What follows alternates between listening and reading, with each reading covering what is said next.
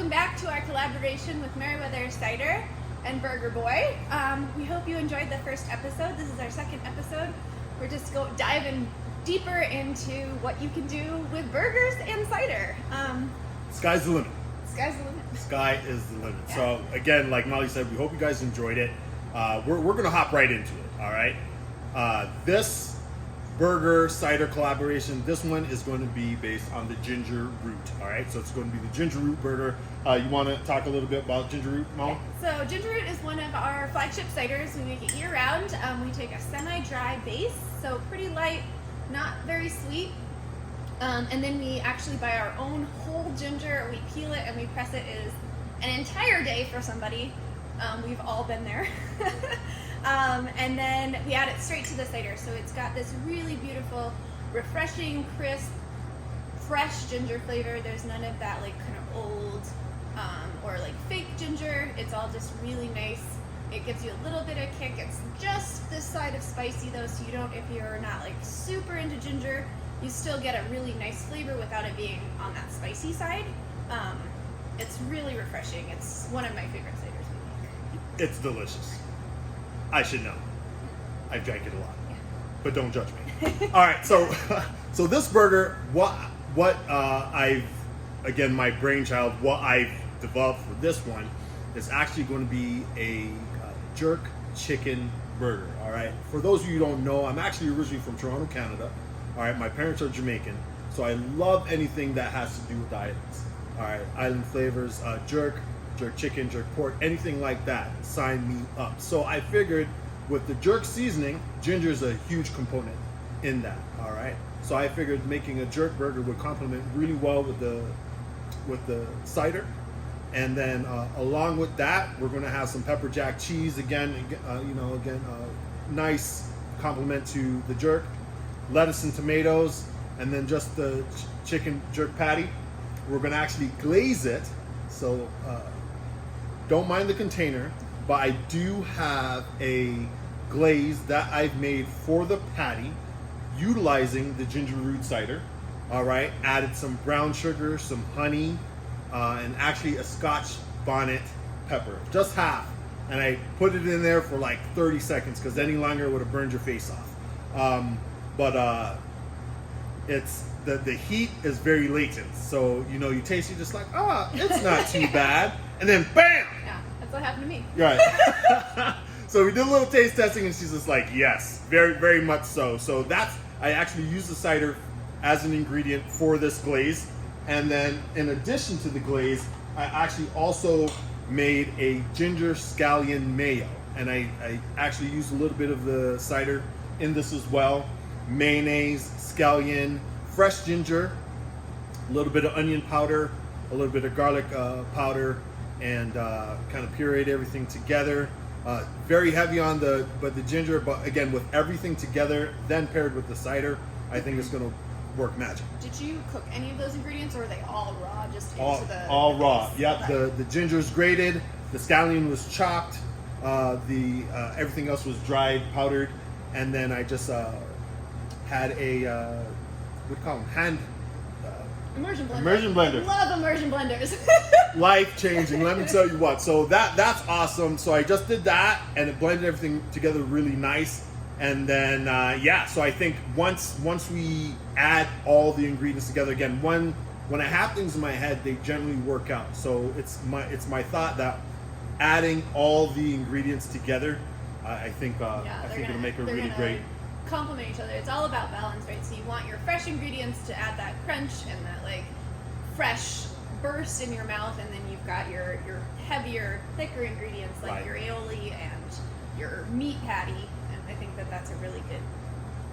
Always remember to like balance it out, right? Like don't do too many heavy things. Don't do you can do like salads but you want to have balance no matter what you're doing. Yeah, and I totally agree. And a lot of times when I think of a burger, sometimes I'll start building it and I'm just like, oh man, there's a lot of heavy things on this burger, regardless of what it may be. So I always try to, whether it's lettuce, tomato, arugula, sometimes it's pickled onions like you saw in the episode 1, something pickles, any kind of pickled element, something to kind of cut through. And give that brightness. Exactly, that and brightness. We do the exact same thing when we think of ciders. We want to have those balances. If it's got a lot of sweet ingredients, like the pineapple habanero, which is my other recommendation for this burger, then you want to have some acids to balance out that, or some bitters to balance out that sweetness. Or if you have a lot of acid, you might need a little more sweetness.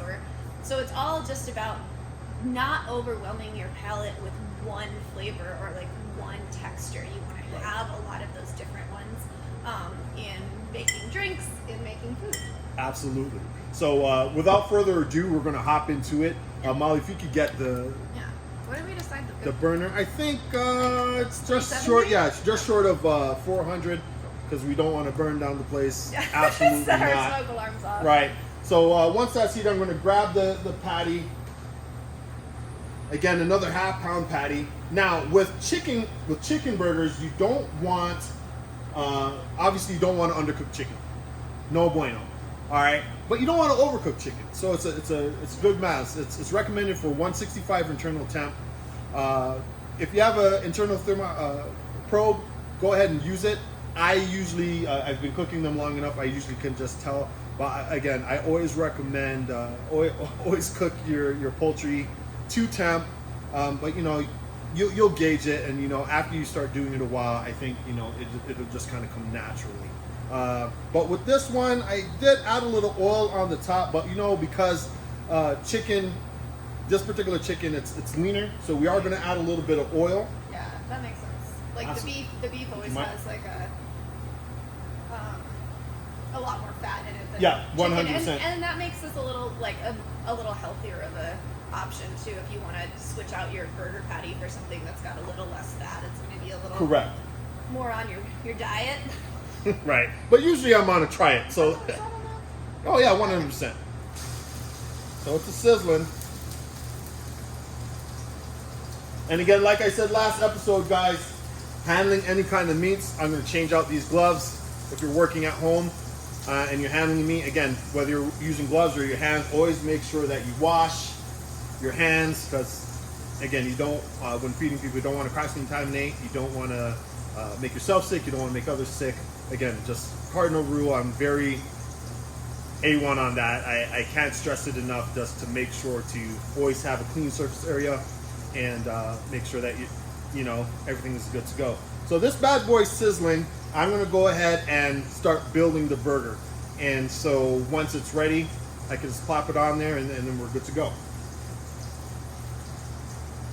So Molly, as far as burgers go, just in general, are you pretty simple when it comes to burgers? Do you like a lot of toppings? Or are you just like a meat and bread type of gal? I like burgers that other people make for me. Always tastes better when. Yeah. 100%. But I am always a big fan of mixing and matching flavors. I think the more you can have those different elements and those complexities, the more it's going to be memorable. Like, I don't mind a burger. Like, burger at the park on the grill that just has like your normal park settings, like, that's beautiful, and that's like for that setting is perfect. But if I go to a restaurant, if that's on the menu, I'm not going to order it. I'm going to order something that's got a lot more like, you know, thought into it and has a lot of different exciting flavors. 100%. So what we're going to do, again, I made this ginger scallion. What I usually like to do, so you can kind of get it in every bite, we're going to put it on the bottom, put it on the top, and oh man, if you guys were in here smelling this this jerk chicken patty right now. What makes it jerk chicken? So jerk, inherently Jamaican. All right, I don't want to murder the history on it, but essentially it's the jerk seasoning is pimento, which is another word which Jamaicans call pimento, but it's allspice berries, Scotch bonnet. Some people use habanero, but if you really want a true jerk seasoning, use Scotch bonnet, onion, scallion, ginger, sugar. Shoot, just it's a very robust seasoning. But you can get it like anywhere, right? Like At the grocery stores, or just recently. if If you're a heathen. Yeah, right. Just recently, Boise has, you're able to find jerk, I would say authentic jerk seasoning here in Boise. There's dry rubs that you see, or there's like these marinades that you see. But if you're from Jamaican or have any kind of Jamaican heritage, you'll kind of know what's. So what do you want to look for? If you're looking for jerk seasoning, like what are you looking for? How do you get it? What are you looking for? How do you get it? Now, there's different brands out there. There's nothing local here in Boise, but a well-known brand kind of throughout is Walkerswood jerk seasoning. Comes in like a little, I even know, but maybe about yay high jar. Grace jerk seasoning. Again, it's a Caribbean. You can order online. Actually, places here in Boise actually started to carry it. Okay. So, for instance, Albertsons Marketplace. Shout out to Albertsons. You could find it there. They have it in their international section under the Caribbean section. Oh, perfect. And you could also find it at World Market. Walker and out here in Meridian, World Market, the Walkerswood you could find. But you could always look up online if you want to make your own. I usually make my own, but I was pressed. I ran out, and so I used Walkerswood for this particular burger. Yeah, it seems over cheapy. Let me tell you what though. You make your own jerk seasoning. You don't want to buy anything else. I think you just want a little Jamaican. Probably. Sorry. Yeah. Your mom was like, "You say that you make your own right now." 100%. And Mom Dukes, hi Mom. She big inspiration for me cooking. Yeah. So a lot of times too. So if I have an opportunity to showcase any of my heritage, if you will, I always try. Yeah. So it's been pretty fun. Yeah, this whole burger experience has been a blast. So do you add it right? So you were saying before that you don't add anything into your burger meat. Did you add the jerk seasoning in there and mix it in? I did. Okay. I did. Sometimes too, I'll actually season I'll actually season the meat and then grind it, so then it's all throughout. Or if you have pre-ground meat, as this was for the chicken, then yes, I would scoop it out and then massage it in. Okay. Correct. With chicken, if you don't season it well, it's very bland. So I think it's different from beef because beef has the fat and so it has that. But chicken, if you don't season it, it could end up very bland. So you want to make sure to season it very well. And then when I'm doing kind of specialty and or ethnic burgers, if you will, I always try to season the meat to mimic what I'm going for. Totally. Absolutely. And again, this is, we probably could kick it up a little bit more. I feel like it's not sizzling like it should be. Of course, it doesn't have as much fat. Correct. Is why it's not like spitting. Right. there's no fat spitting at us. But yeah, it's rocking and rolling. But again, just like the beef patty, you just want to flip it once. Flip it once and just kind of let it ride, because again, you don't want to press it, you don't want to do any of that. You just kind of want everything kind of stay intact. And especially this when it's without the adhesion of like the fats and stuff, it correct. Probably is a little more fragile. Yep. Well. So you want to make sure to kind of keep everything nice and in order. So again, I'm just going to spread it on top.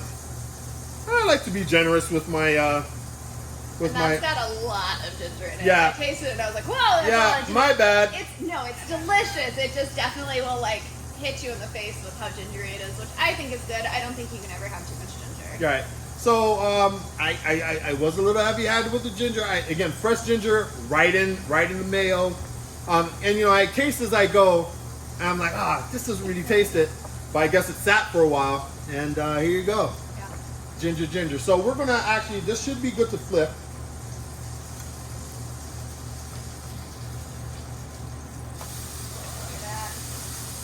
All right.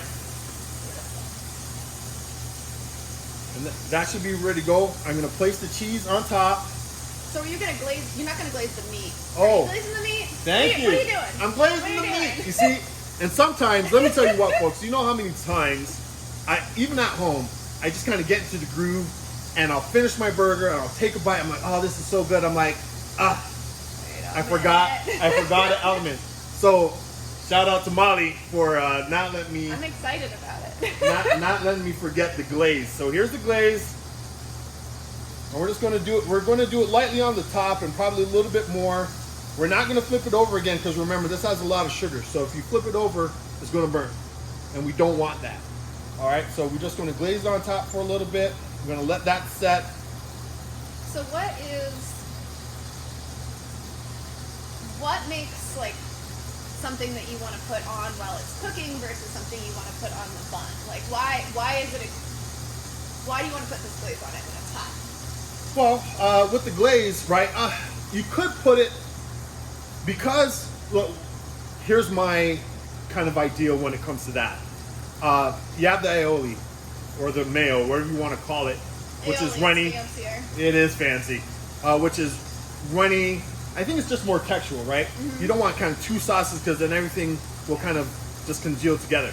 And this one is pretty loose, so it probably would just like maybe soak into your bun. Correct. A little bit too. Versus having it on the patty, and then it'll tack up. So then you're not having this competing of sauces and flavors, right? So and the soggy bun. And the soggy bun, right? Who wants a soggy bun? No one wants a soggy bun. No one wants a soggy bun. No. So, you know. And speaking of buns, again, another shout out to Acme. Their sesame seeds bun, 100% delicious. Holds up great, you know, because we were just talking about soggy buns. No one wants a soggy bun. These buns will not do that. And I love their product. They've been great. And yeah, bread is so important in burgers. I think that good burgers have been ruined by just getting cheap bread. By crappy bread. Get good bread. It's not that much more expensive than bad It's really bread, not. And it makes a world of difference. World of burgers. difference. World of difference. Or And everything. you know, and I actually had a blog post that kind of says, you know, it's all about the bun, and it's so true. People don't really realize, you know, how important, you know, it's like half of what I judge a right. burger on. Again, shout out to Mike at Acme. I had asked him, I said, you know, how important these is like. He said it's like the supporting actor, supporting actor or actress to the burger. And when you think about it, that's absolutely correct, right? Because if that fails, it's just like womp womp. No, it's all apart. Right. It's just sad. Sad day indeed. So I applied another glaze. I'm gonna add. Thank you for reminding me of the glaze because I would have been so upset. I'm gonna add this cheese, and we're gonna let that rock and roll for probably not too much longer. Yep, looking pretty good. And you can tell it's gotten like firmer and kind of shrunk into itself, which I think is a good indicator on like uncookedness. Right, like exactly. Something to look for. Exactly, something to look for, right? And it's kind of rocking and rolling right now. Again, my preference for this burger, again for the nice char, it would be this. This wouldn't even be a flat top griddle. I would do this on a gas or a charcoal grill, and get a good sear on both sides for this. But again, for the purposes of this video, we're using the induction. But the gas grill element for this particular burger is going to be day and night. That smokiness. Oh, that one. The charcoaliness. Kind Yes, of. it's going to be delicious. But I'm very confident that this will. But for being inside our tap room, we decided grills were not the way. Probably not the best idea. So this was probably going to be close to being finished here soon. So I'm going to load up the bottom of the bun with our lettuce. And again, we eat with our eyes, so we want to make sure that it's pretty and it's lovely. And we're gonna stack runaway tomato and stack all 4 of these bad boys on there. This is going to be a monster burger when it's all said and done, but it's going to be all worth it. All right, what are we looking at there? All right, I think we're good. We're gonna give a little bit longer again because it's chicken. I just want to make sure that again it's cooked. But the worst thing, overcooked. It's dry. chicken or beef. For all of you well-done eaters, please, please, please, I'm still your friend, but please But knock it off. reconsider. Knock it off. Just reconsider, okay? Because I don't understand why you'd want to do that to your life. All right, all right, here we go, guys. Nice and glazed. Ooh, there we go. Melty cheese. Plop that on top. Oh, And look at it. bingo. Look at that. All right. It smells really good. All That right. jerk seasoning is really. That jerk It's season is really something else. aromatic, yeah. 100% again, because you have, and there's a lot of aromatics. Like again, there's the scallions, there's the ginger, there's the pimento, there's the Scotch bonnet. There's just all these things that play a part in making the jerk seasoning. You know, once it all marries together, it's a really good thing. So, Should we try it? yeah, we should. Yeah, we should. The knife is missing. Oh, it- no. Oh, wah wah. I think you maybe washed it. I may have washed it. So, my bad, guys. I don't know where I put the knife. I mean, Here you go. oh, Did you find it? I was missing. ta-da! All right. All right. All right. That cut really nice. Woo, woo. Oh, look at that. All of So, the layers.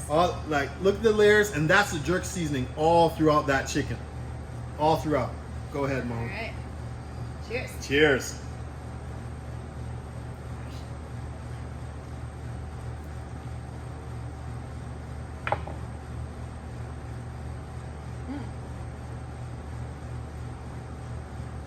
It's definitely got some heat to it. Yep. Oh, no. That is so good. The creaminess of the aioli. Don't be afraid of mayonnaise. I feel like No. people are afraid of mayonnaise, and it's ridiculous because it is like the base for a lot of things Yep. that are delicious. This is good. Yeah. I really Definitely like the spicy. I like the creaminess a lot from the aioli. And that kick of ginger Mm-hmm. with the jerk seasoning, I think really balances itself out really well. Everything complements itself beautifully. I think this would be great with the ginger. I think it would also really be good with the pineapple. Yes. If you're not scared of heat, because for me, that would be too many heats. But I know a lot of people love spicy things, so you Yep. could like balance yourself out. I think the pineapple would be really beautiful with this. 100%. I totally agree. So, yeah, no, it looks like another success in the books. And, you know, Thank you guys so much. We will see you in episode 3. Again, share this with your friends. Let us know what you think. Give us some feedback. We would love to hear it. And thanks so much for watching. We really appreciate you guys. thank you guys.